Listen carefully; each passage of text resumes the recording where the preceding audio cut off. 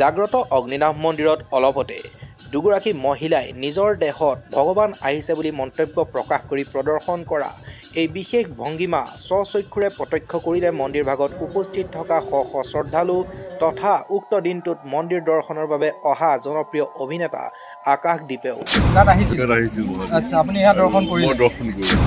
অভিনেতাগৰাকীয়ে তেওঁৰ শাৰীৰিক অসুস্থতাৰ বিষয়ে জানিবলৈ দিয়াত তেওঁক কিছু জাৰি ফুকি দিলে সেই বিশেষ আচৰণ কৰা এগৰাকী মহিলাই।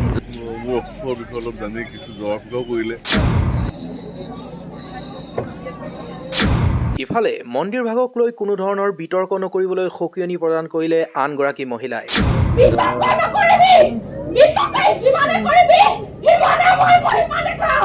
যিহেতু আজি কিছুদিন পূৰ্বে আৰোহণ আৰু নামৰ এটা ফেচবুক পেজে আগবঢ়োৱা এটা বিশেষ পোষ্টক লৈ বিতৰ্কত সোমাই পৰিছিল এই মন্দিৰ ভাগ। আপোনালোকৰ জ্ঞাতাৰ্থে জনাই দিব বিচাৰো যে উক্ত পোষ্টটোত মন্দিৰ ভাগৰ স্বত্বাধিকাৰী শিখা মজিনদাৰক উদ্দেশ্যি উল্লেখ কৰিছিল যে আপুনি বিজ্ঞান প্ৰযুক্তিৰ ব্যৱহাৰ কৰি সাধাৰণ মানুহৰ মাজত অন্ধবিশ্বাসৰ পোহাৰ মেলি ব্যৱসায় কৰিছে। প্ৰতিজনৰ পৰা শৰাই বাবদ 500কৈ লুটিছে। এদিনত অতি কমেও 100 শৰাই অৰিহণা হ'লে 100 পূৰণ 500 50,000কৈ লুটিছে ইত্যাদি ইত্যাদি। যিহেতু অসংখ্য শ্ৰদ্ধাৰ লগতে অভিনেতা আকাশদ্বীপো মন্দিৰ দৰ্শনৰ বাবে আহিছিল, সেয়ে আমি তেওঁক প্ৰশ্ন কৰিছিলোঁ যে এই বিতৰ্কৰ সন্দৰ্ভত তেওঁ অৱগত হয় নে নহয়। অলপতে এই মন্দিৰ ভাগ কিছু বিতৰ্কত সোমাই পৰিছে, আপুনি এই বিষয়ে কিছু অৱগত নে? প্ৰিয় দৰ্শকসকল, আজিৰ এই প্ৰতিবেদনত অভিনেতাগৰাকীৰ সৈতে হোৱা আমাৰ এই বিশেষ সাক্ষাৎকাৰ আৰু মন্দিৰ ভাগৰ সন্দৰ্ভত আন কিছু বিশেষ দৃশ্যাৱলী আমি আপোনালোকৰ আগত প্ৰকাশ কৰিম, যিবোৰ নেকি হয়তো আজিলৈকে কোনো সামাজিক মাধ্যমত প্ৰকাশ পোৱা নাই। যিহেতু অগ্নিনাভ মন্দিৰক লৈ এতিয়া সমগ্ৰ অসমৰে প্ৰায় সংখ্যক লোকৰ বিশ্বাস তথা আস্থা জড়িত হৈ পৰিছে আৰু শেহতীয়া বিতৰ্কই এতিয়া বহু সংখ্যক লোকৰ মাজত কৌতূহল তথা বিভ্ৰান্তিৰ সৃষ্টি কৰিছে, যাৰ বাবে বিশ্বাস আৰু অন্ধবিশ্বাসৰ দুমোজাত পৰিছে একাংশ। আৰু আপুনিও যদি তাৰে ভিতৰৰ এজন, তেন্তে আমাৰ এই প্ৰতিবেদন সম্পূৰ্ণকৈ চাব আৰু আমি আশাবাদী যে আমাৰ এই প্ৰতিবেদনে আপোনাৰ সেই দুমোজা দূৰ কৰাত নিশ্চিতভাৱে কিছু পৰিমাণে হ'লেও সহায় কৰিব। এতিয়া পলম নকৰোঁ, আপোনালোকে চাই আছে ছ'চিয়েল মিডিয়া জাৰ্নেলিজিম। আহক আমাৰ এই বিশেষ প্ৰতিবেদন আৰম্ভ কৰোঁ।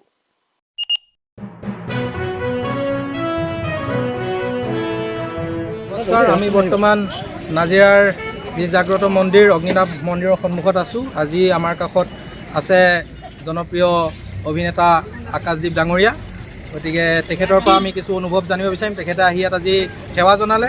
ডাঙৰীয়া, প্ৰথম আপোনাক আমি স্বাগতম জনাইছোঁ। ধন্যবাদ। কওকচোন, আপোনাৰ আজি ইয়াত আপুনি সেৱা জনালে, অনুভৱ কেনেকুৱা আপোনাৰ? অনুভৱ সঁচাই মানে বেলেগ ধৰণৰ অনুভৱ এটা, ভাল লগা অনুভৱ। আৰু আজি মানে সাক্ষাৎ মানে মহাদেৱক মানে মই ওচৰতে পালোঁ। কিন্তু মই এতিয়া খুলি নকওঁ, মানে মানুহ এজনী ইয়াত মানে তেওঁ হেৰি হৈছিলে, তাৰপিছত তেওঁ মানে তেওঁৰ গাত আহিছিল।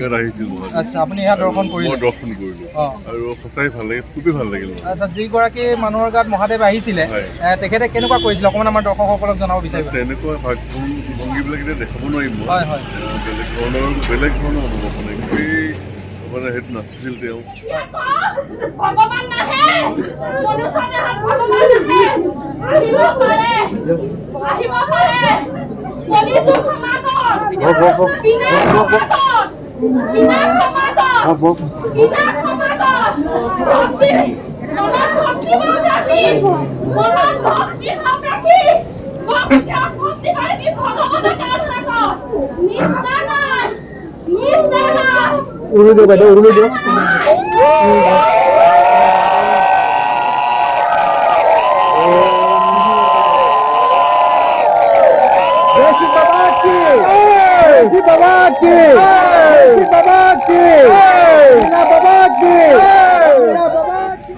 অলপ মোৰ অসুখৰ বিষয়ে অলপ জানি কিছু জবাব কৰিলে, তেনেধৰণৰ খুব ভাল লাগিল।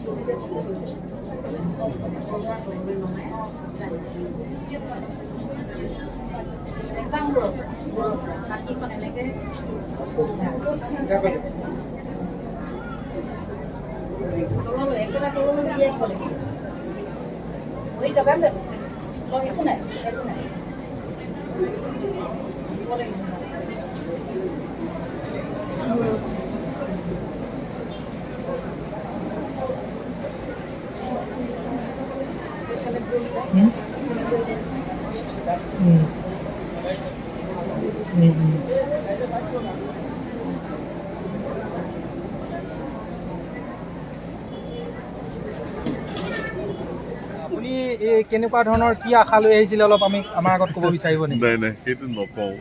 কোনো কথা নাই। বাকী আপুনি এতিয়া ঘৰৰ পৰা আহি আছে, আপুনি গুৱাহাটীৰ পৰা আহি আছে নে আপুনি? মই গুৱাহাটীৰ পৰা আহিছোঁ, এতিয়া গুৱাহাটী ইয়ালৈ বুলিয়ে আহিছেনে? ইয়ালৈ বুলি আহিছোঁ। ইয়ালৈ বুলি আহিছে। অলপতে এই মন্দিৰ ভাগ কিছু বিতৰ্কত সোমাই পৰিছে, আপুনি এই বিষয়ে কিছু অৱগত নে? মই অৱগত নহয়। আপুনি অৱগত নহয়।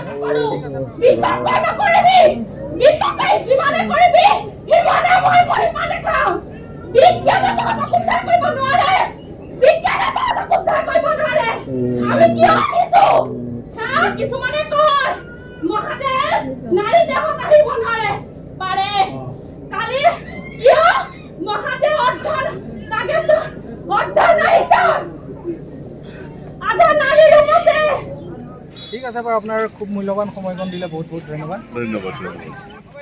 গতিকে অভিনেতাগৰাকীৰ সৈতে হোৱা আমাৰ কিছু কথোপকথন আৰু তেওঁক মন্দিৰত জৰা ফুকা কৰা আৰু মন্দিৰ ভাগৰ আন কিছু বিশেষ দৃশ্যাৱলী আপোনালোকে প্ৰত্যক্ষ কৰিলে। এই সমগ্ৰ দৃশ্যাৱলী আপোনালোকে প্ৰত্যক্ষ কৰাৰ পাছত আপোনাৰ কি মতামত সেয়া নিশ্চয়কৈ কমেণ্ট বক্সত জনাব বুলি আশা কৰিলোঁ। লগতে আপোনালোকক জনাই দিব বিচাৰোঁ যে অগ্নিনাভ শিৱ মন্দিৰ সন্দৰ্ভত আন এক প্ৰতিবেদন ইতিমধ্যে আমাৰ এই চেনেলত প্ৰকাশ পাইছে। মোৰ মানুহজনৰ খং বহুত বেছি, তুমি খংটো কমাই থৈ যোৱা। তুমি মানুহজনৰ খংটো কমাই থৈ যোৱা। মানুহজন মোৰ বহুত ভাল, খংটো কমাই দিয়া তুমি। জতা নিদিবা কেতিয়াও, মোক জতা নিদিবা দেই, নিদিবা মোক জতা পুৰা সোমাই নিদিবা। মই যেনেকে তোমাক যদিহে আপোনালোকে আমাৰ এই পূৰ্বৰ প্ৰতিবেদন বৰ্তমানলৈকে প্ৰত্যক্ষ কৰা নাই তেন্তে ডেছক্ৰিপশ্যনত উক্ত প্ৰতিবেদনৰ লিংক দিয়া হৈছে। আশা কৰিছোঁ আপোনালোকে উক্ত প্ৰতিবেদনো প্ৰত্যক্ষ কৰিব আৰু এনে বিভিন্ন ধৰণৰ ভিডিঅ' পাই থাকিবলৈ অনুগ্ৰহ কৰি সংযোগ হৈ থাকিব আপোনালোকৰ প্ৰিয় ৱেব পৰ্টেল ছ'চিয়েল মিডিয়া জাৰ্নেলিজিমত। ধন্যবাদ।